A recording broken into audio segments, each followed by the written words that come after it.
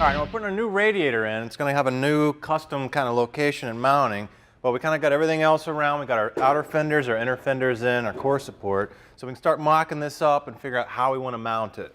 Yeah, what we came up with, and we'll show you in a sec, but once we put it into the core support, we've got a new radiator that's aluminum. That's going to cool real nice. We've got a new core support that has, no mounting, because this isn't the original style mounting. So what we'll do is mark some holes. We'll get Byrd to mark those. We'll put nutserts in, and then preferably mount it as a rubber mount, because anytime you've got a radiator, if you can keep it good and soft, because these things are fragile, that'll give you a lot better longevity. So we'll kind of set this in.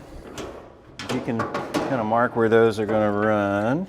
Okay, you got it centered where you want it? Yep, that's about right. Now we've already checked our fan clearance, so this is our electric fan we're going to add. You can see that gives us just enough room for the water pump. And then later, obviously, if we want to get crazy, we could build a custom shroud around it, really pull perfectly off of it. At this point, we just need to go ahead and get a location and get those marked. And once we pull this off, I'm going to go ahead and put our nutserts in. Remember at the beginning of the show, we mounted our radiator to the core support, marked our holes. Now we've drilled for our nutserts, and I'm going to show you how to put those in. Normally you would buy a tool, kind of like that works like a rivet gun, to put it in. But we're going to show you kind of a poor man's way. So you hold the top, tighten the bottom. I'm trying to keep my hand out of the way so you can see. It's pulling itself up. All right, now it's about ready to come out.